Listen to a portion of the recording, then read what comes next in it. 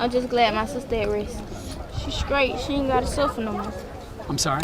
She good. She ain't got to suffer no more. How does someone who has so much to live for and had so many plans, how does this happen? When folks don't want to see you doing good, they just have an urge to not just to have hate towards you.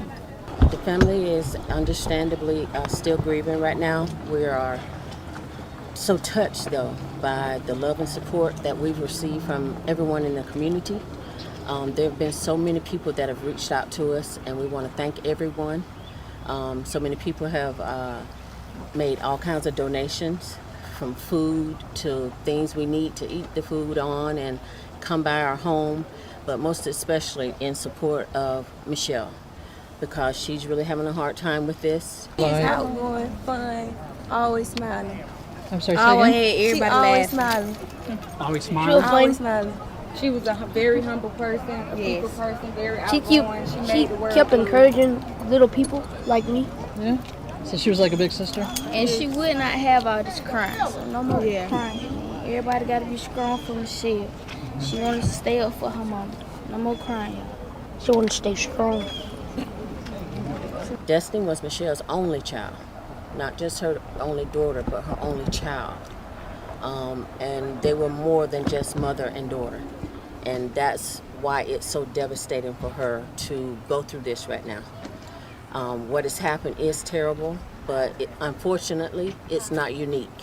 We have not been the only ones that have had to suffer at the hand of some type of violence.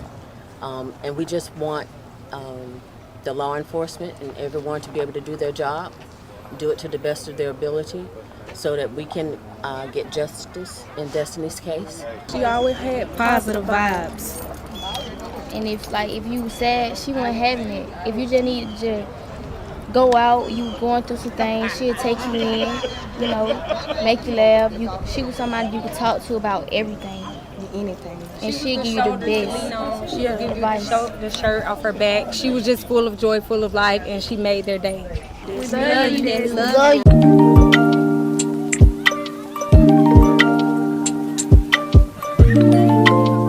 Hello everyone, and welcome back to the channel.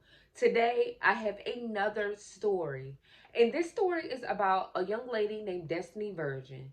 Now, Destinee Virgin was 18 years old, and Destinee not too long ago graduated from high school with honors. Destinee lived in Georgia with her mother, and Destinee had a bright path ahead of her. Destinee was motivated in her future, and her dreams was waiting. Destinee loved animals, music, and art. Destinee's plan was to go to the Navy. Now, when she was like 15 years old, Destinee had met a guy named Markel Irvin. Markel Irvin was 17 years old, and Markel and Destinee would date for quite a while. Now, Markel in the beginning was so sweet to Destinee. He loved him some Destinee, and Destinee loved Markel. Now, Destinee mother Michelle says that Markel started showing a different side of him. He started becoming controlling, aggressive, and angry at Destinee all the time. He was very controlling over Destinee, where he didn't want her to do hardly anything. Now, when Destinee threatened him to leave, he would threaten her of killing her or himself if she was to ever leave. Now, Destinee mother Michelle says that she oftentimes started encouraging Destinee to leave Markel.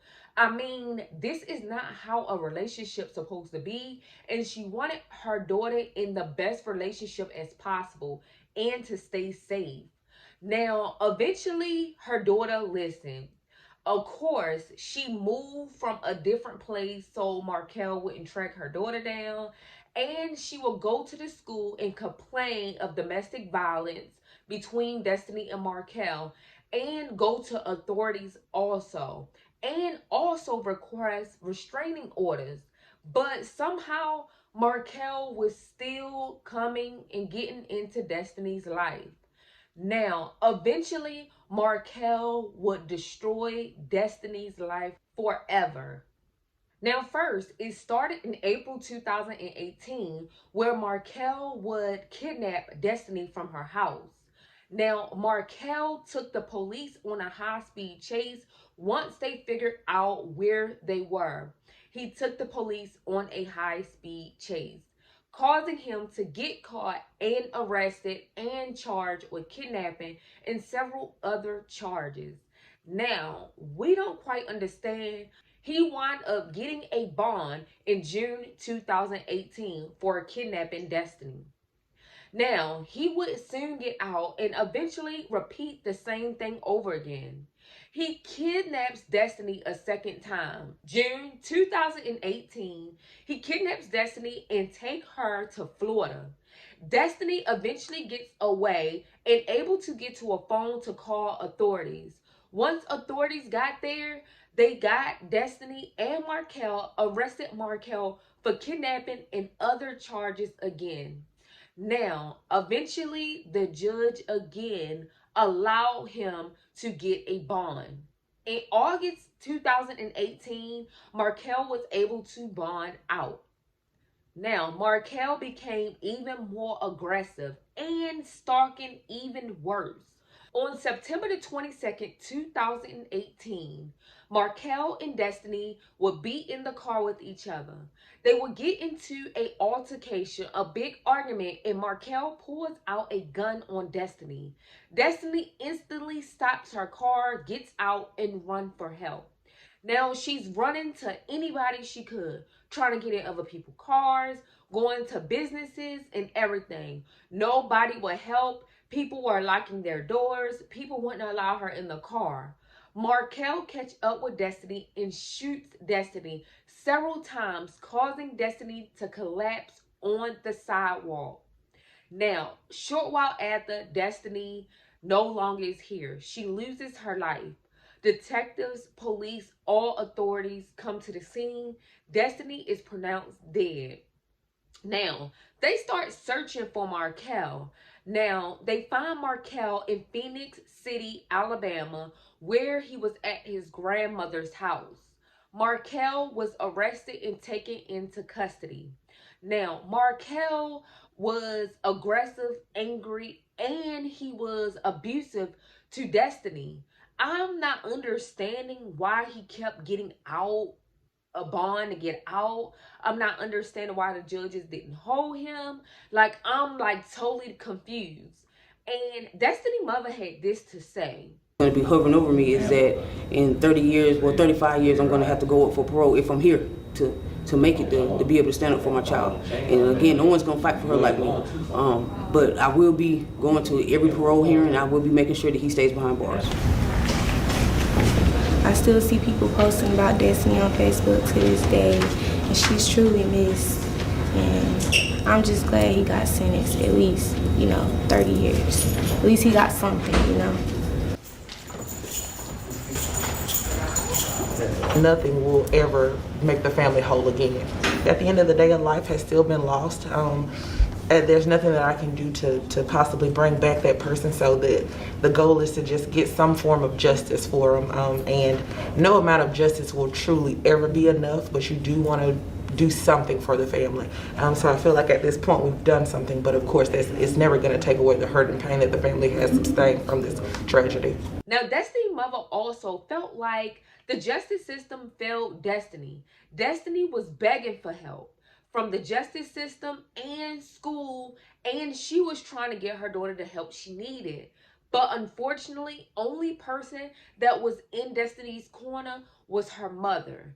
Everybody else seemed to fail Destinee, especially the law. This happens quite often, where a lot of times women will complain or go to get help and can't get it. Now, if you are suffering domestic violence in your home or around you, please contact people for help. It's all kinds of resources that will help you out here. But like Destinee's case, you never know. This makes it hard for anybody, woman, man, to even come and get help, because it's like a whole fight in itself just to get the resources and help. And then when stuff happens like this, everybody is saying, why didn't she run? Why didn't she get help? But in this case, Destinee did, and the justice system failed her. Now, this situation happened in Columbus, Georgia. And eventually, Markel would plead not guilty, causing the whole thing to prolong. Now, they had worked out a deal with him later, and Markel decided to plead guilty only because it would decrease the charges of life without the possibility of parole or the death penalty. So Markel didn't want neither of those, so he pleaded guilty. Destinee mother and a family member speaks out in court, for Destinee, and this is what they had to say. I feel so empty without her, but I still fight because I'm still her mother. She's still my child. I am Destinee's voice. I'm not gonna say I'm exactly pleased, but I am glad that she received some type of justice. On Facebook to this day, and she's truly missed. And I'm just glad he got sentenced at least, 30 years. At least he got something. Nothing will ever make the family whole again. Family is understandably still grieving right now. We are so touched, though, by the love and support that we've received from everyone in the community. There have been so many people that have reached out to us, and we want to thank everyone. So many people have made all kinds of donations, from food to things we need to eat the food on and come by our home, but most especially in support of Michelle, because she's really having a hard time with this. She's outgoing, fun, always smiling.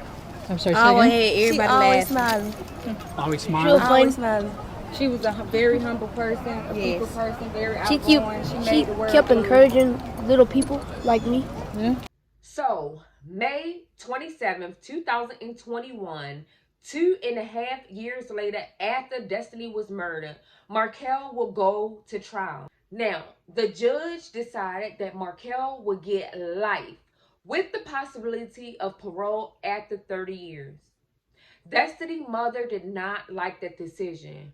Why would they give Markel at least a possibility of parole when he kidnapped Destinee twice? He had restraining orders out on him, and he shot her down like she was an animal. It was beyond me and beyond Destinee's family that he would even get a chance at life again. Now, Destinee mother says that she's going to speak out for her daughter because now she is her daughter's voice. And when them 30 years come around for Markel to be able to try to get parole, she's going to be there in the front row 100%. And I don't blame her, because why? Why was he able to get parole after taking the life of this young lady and not shooting her once, but shooting her several times, killing her in broad daylight in Columbus, Georgia? It's beyond me. And it was senseless. And he deserved life in jail with no parole. And quite frankly, he should have got the death penalty, because he was basically repeating it over and over again. Why would they give him a second chance when he can probably get out again and do this to someone else's daughter? You guys, this is the story of Destinee. We're going to pray for her family, her friends, and her mother.